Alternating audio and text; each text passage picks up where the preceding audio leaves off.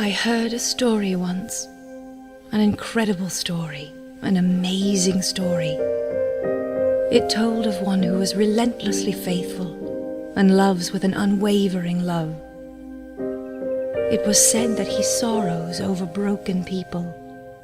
It was said that he tirelessly pursues each lost one, never stopping, never giving up until... But if I let him in, what would I have to give up? What would I have left that I could say was mine? Anyway, it was just a story I heard once. Just a story.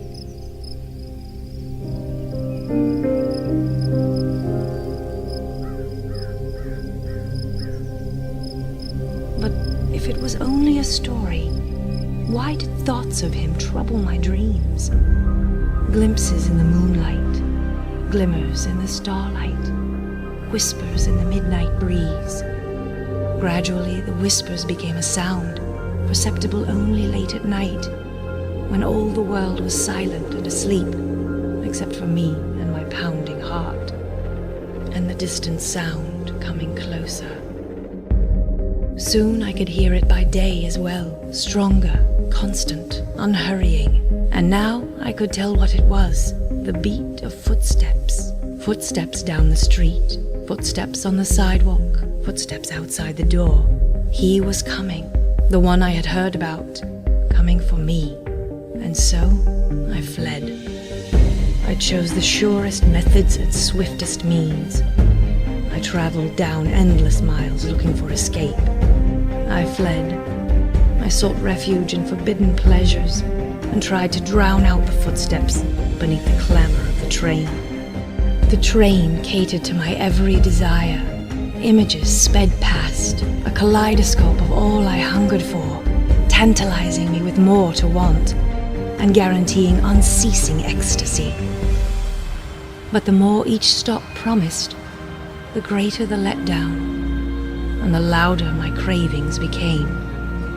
And beneath the noise, I could always hear the steady pace, the unhurrying chase, the footsteps coming nearer. Despite the train's assurances, feelings of contentment were faint and fleeting and increasingly rare. The more I fed my desires, the more they consumed me. Each declared it was worth any price, and the cost was everything I had. On and on I fled, on and on his relentless pursuit. I sensed his devotion to me was great, but I feared its power. I was afraid if I opened my heart, he would rush in and I would be allowed nothing of my own. So I turned from every urge to look his way and hid my face, hoping he would not notice me, just an insignificant passenger on the train.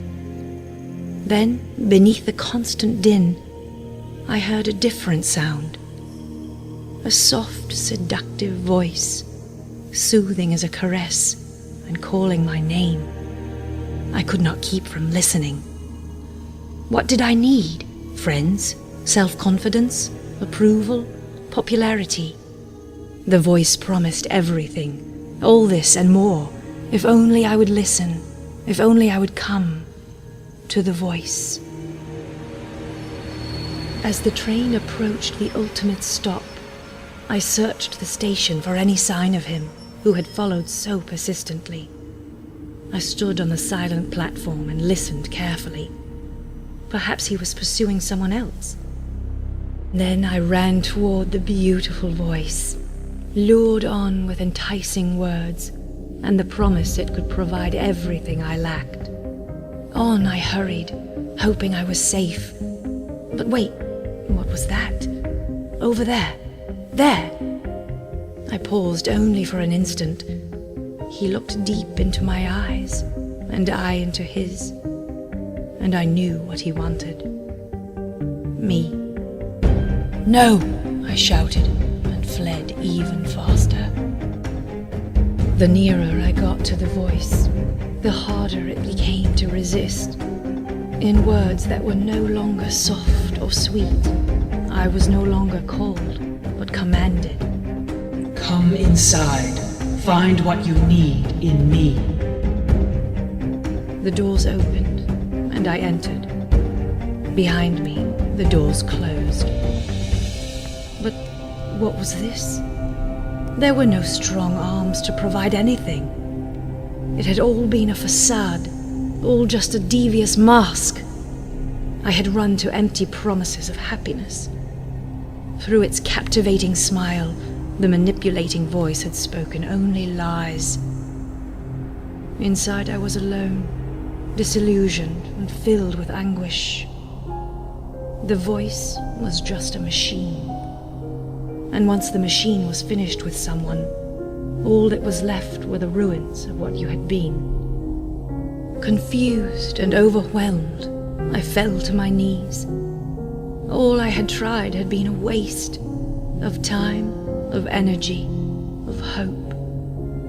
Nothing I had fled to had ever provided the comfort I had sought.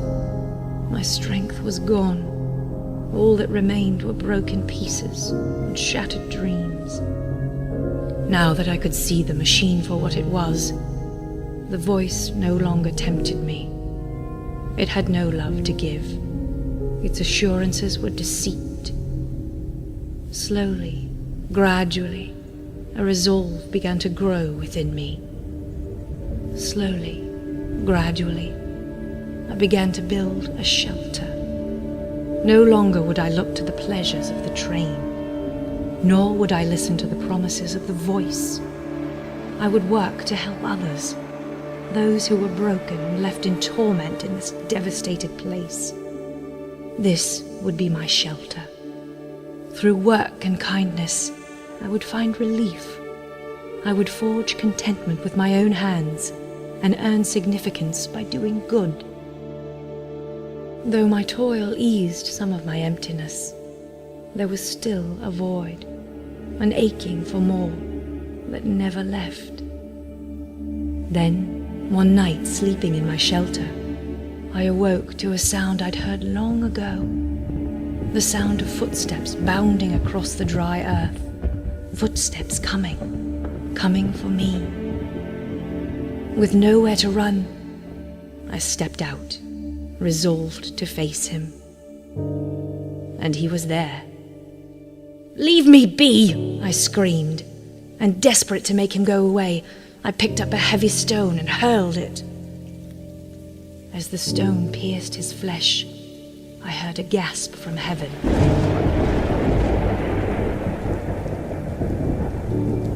But still, he did not move.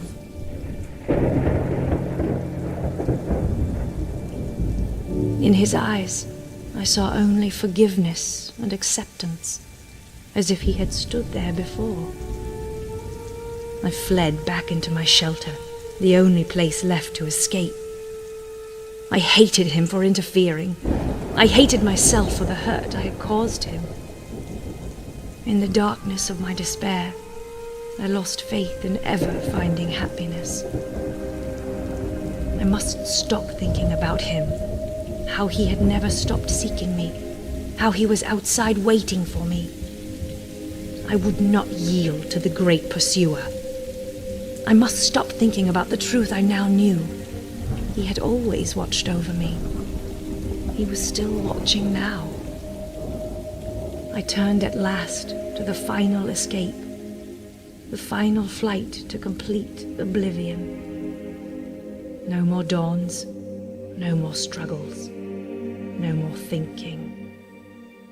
I would sleep, sleep, sleep, and wake no more.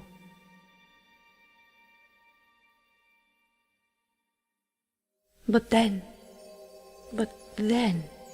in utter desolation, like a gentle breeze that washed over and around me, I felt the tenderness of his presence. I had no fight left, so I finally listened. Which of those you fled to loved you? I heard him say, and my heart answered, "None but you, only you." And then he said to me, You will have no rest until you rest in me. Come, take my hand and rise. In the darkness of my gloom, I saw his outstretched hand, and I heard these words. Though you would not see it, I am the one you have been seeking all your life. In that moment, after all the endless miles and all the fruitless searching, I finally quit my running and reached out to the one who had sought me for so long. The lost one was finally found. He required nothing beyond acceptance. The peace I had longed for but never known flooded my heart. And in having nothing of my own, nothing but his love, I found everything I had lacked. I was finally complete, finally at rest in him.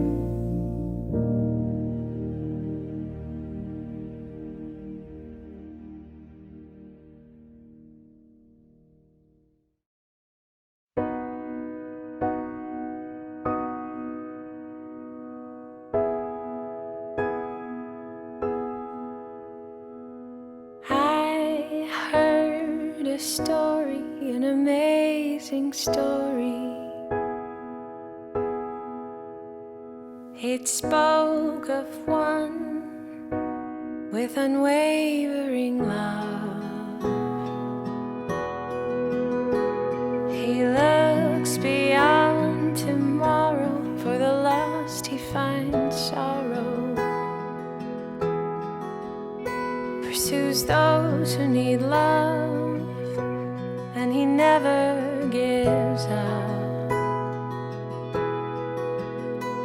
But it was just a story I only heard once. If it was just a story, then why does he trouble my dreams? I could hear his footsteps, he was coming for me. Another voice so seductive kept calling my name, said I'll give you what you need, just coming from the rain. The door opened and I answered to a captivating smile, but the voice inside was empty and it only told lies.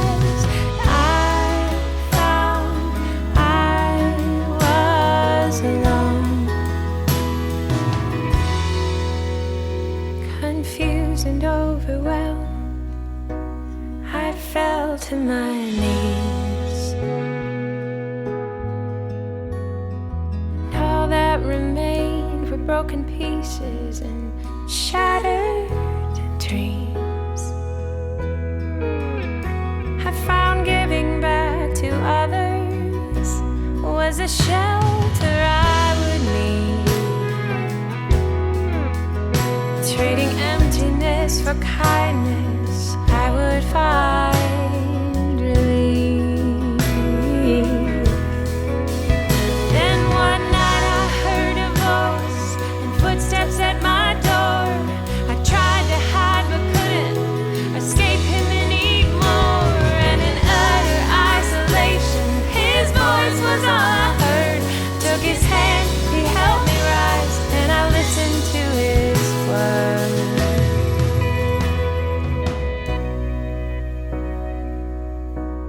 I fell to my knees. I finally see in you I'm complete.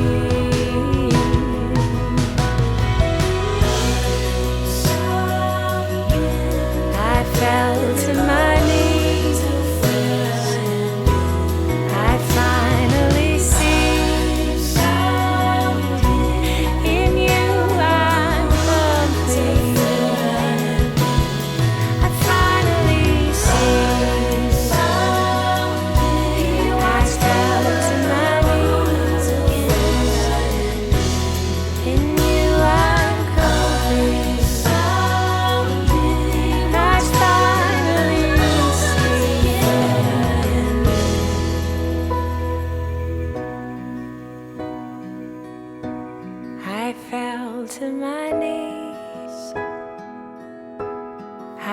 finally see.